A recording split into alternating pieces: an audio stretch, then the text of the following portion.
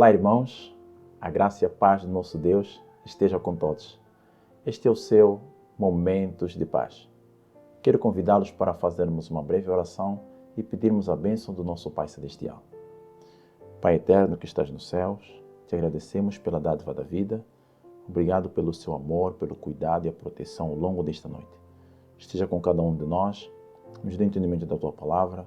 É o que nós pedimos e agradecemos em nome de Jesus. Amém. Queridos irmãos, mergulhando no devocional de Ellen White, Maranata, o Senhor vem, o nosso tema de hoje é Não há lugar para a arrogância. 15 de agosto. O nosso verso de ler está no livro de Isaías, capítulo 6, verso 5. Nos diz assim: Então disse eu, ai de mim, estou perdido, porque sou homem de lábios impuros, hábitos no meio de um povo de impuros lábios, e os meus olhos viram o Rei, o Senhor dos Exércitos. Diante da santíssima presença do Deus Todo-Poderoso, ao contemplar na visão o trono de Deus, o profeta Isaías não se tornou arrogante em relação ao privilégio que lhe foi dado por Deus em contemplar de uma forma bem pequeníssima, um pequeno vislumbre daquilo que era o trono de Deus. Isaías não se considerou mais santo e puro do que seus irmãos israelitas pelo fato de ter tido o privilégio de estar na presença do Deus Santo. Antes, pelo contrário, ele expressou estas palavras reconhecendo que ele não era digno de estar na presença do Senhor e compreendeu que foi a misericórdia e a bondade de Deus que permitiu que ele pudesse ainda estar vivo. Pois ele compreendia que nenhum ser humano, na condição de pecador e impuro, pudesse subsistir e permanecer vivo ante um Deus tão santo. Por isso ele exclamou, ai de mim, estou perdido, porque sou homem de lábios impuros e hábitos no meio de um povo de impuros lábios. A nossa meditação nos leva à compreensão desses aspectos em relação à arrogância que muitos têm, achando-se que eles estão santificados e purificados e pelo fato de terem uma vida religiosamente adequada. Vejamos o que nos diz o Espírito de Profecia. Os que experimentam a santificação bíblica manifestarão um espírito de humildade, como Moisés, depois de contemplarem a augusta e majestosa santidade, vê sua própria indignidade contrastando com a pureza e a excelsa perfeição do infinito. O profeta Daniel é um exemplo da verdadeira santificação. Seus longos anos foram cheios de nobre serviço a seu mestre. Foi um homem muito desejado do céu, de acordo com o que diz Gabriel em Daniel capítulo 10, verso 11. Todavia, ao invés de ter a pretensão de ser puro e santo, este honrado profeta, quando pleiteava perante Deus em prol de seu povo, identificou-se com os que positivamente eram pecadores em Israel. Notem o que ele disse: não lançamos as nossas súplicas perante a tua face, ficando em nossa justiça, mas em tuas muitas misericórdias. Pecamos, procedemos impiamente, diz Daniel na sua oração em relação às 70 semanas, em Daniel capítulo 9, no verso 18.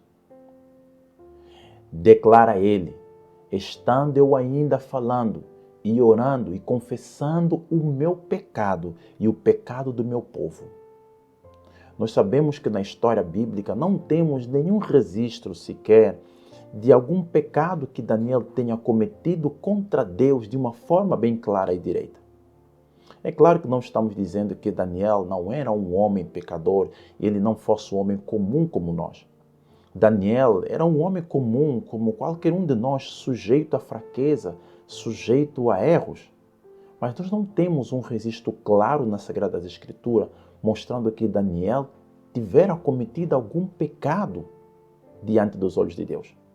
Mas ainda assim, Daniel, ele não arrogou para si mesmo a condição de alguém sem pecado. Ele não arrogou para si mesmo o título de santificado, mas antes pelo contrário. Diante do pecado do povo de Deus, Daniel identificou-se. Nós ontem falamos um pouco sobre a questão dos tambores, sobre a questão das danças e de como isto sempre foi uma característica do povo de Deus e vimos que nós precisamos condenar essas ações. E é claro que ao condenarmos essas ações, não é nosso dever indicarmos e condenarmos essas pessoas como se estivessem perdidas. Mas nós precisamos entender que aquilo que afeta o povo de Deus nos afeta a nós diretamente. Infelizmente, nós vemos hoje alguns ministérios e grupos dentro do Adventismo do Sétimo Dia que sua atenção é virada simplesmente para condenar os erros que a igreja tem cometido. Precisamos entender que aquilo que afeta a igreja no contexto corporativo afeta todo o adventismo, independentemente de sermos um ministério autossustentável, que não dependa do sistema e do controle da Conferência Geral. Como adventista do sétimo dia, precisamos, como Daniel, compreender que quando o povo peca, nós pecamos. Então essa deve ser a nossa posição, essa deve ser a nossa condição e não simplesmente olharmos para a igreja e condenarmos aqueles que estão dentro do sistema corporativo como estando perdidos. E o pior ainda é que algumas pessoas trazem mensagens dizendo para o povo, sai dela, usando mal e interpretando erroneamente Apocalipse 18, verso 4. Quando Jó ouviu do redemoinho a voz do Senhor, exclamou, por isso me abomino e me arrependo no pó e na cinza. Jó 42, verso 6.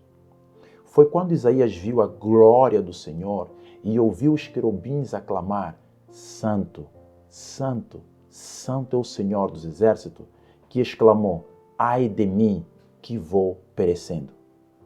Arrebatado ao terceiro céu, Paulo ouviu coisas que não eram possível ao homem proferir e fala de si mesmo como o mínimo de todos os santos. Paulo diz que dentre os pecadores eu sou o maior. Foi o amado João que se inclinou ao peito de Jesus e lhe contemplou a glória que caiu como morto aos pés de um anjo. Então nós vemos que todos os homens de Deus que tiveram o privilégio de ter uma visão clara de estar na presença de Deus, nunca e jamais arrogaram o princípio de santidade, o título de santidade e de superioridade aos seus irmãos. Não pode haver exaltação própria, orgulhosa pretensão à liberdade do pecado por parte dos que andam à sombra da cruz do Calvário. Sentem-se eles que foi seu pecado o causador da agonia que quebrantou o coração do Filho de Deus e este pensamento os levará à humilhação própria. Jamais haverá arrogantes declarações de pretensão de perfeição e de estar melhor do que seus irmãos. Jesus dizia, todos vós sois irmãos, aquele que quer ser o primeiro seja o último, e aquele que quer ser o maior que se torne menor. Os que mais perto vivem de Jesus, mais claramente discernem a fragilidade e pecaminosidade do ser humano. E sua única esperança está nos méritos de um Salvador crucificado e ressurgido.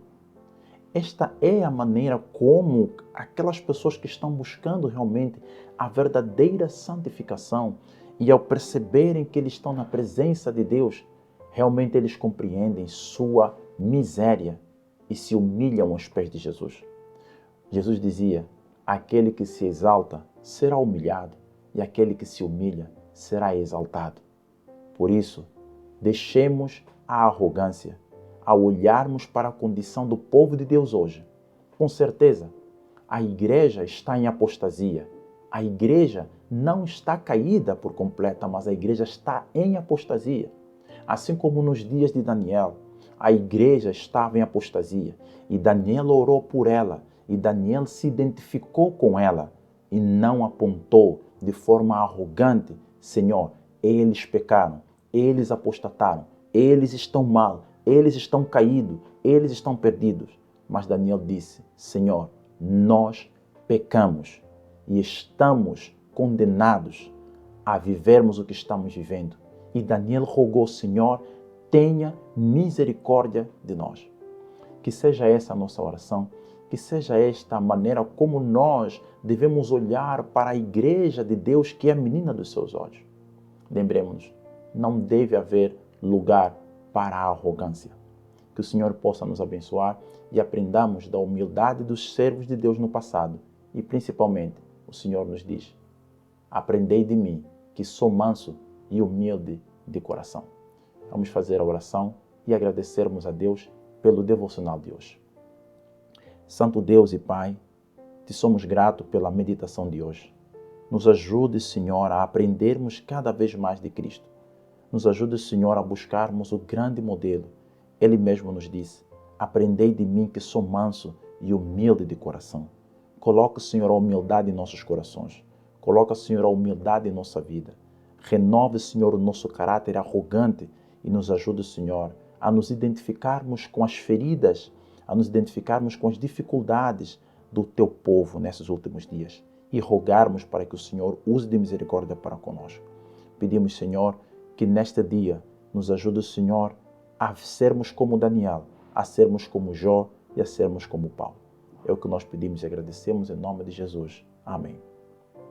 Que o Eterno possa abençoar a todos e, se Ele nos permitir, estaremos de volta para mais um momento de paz.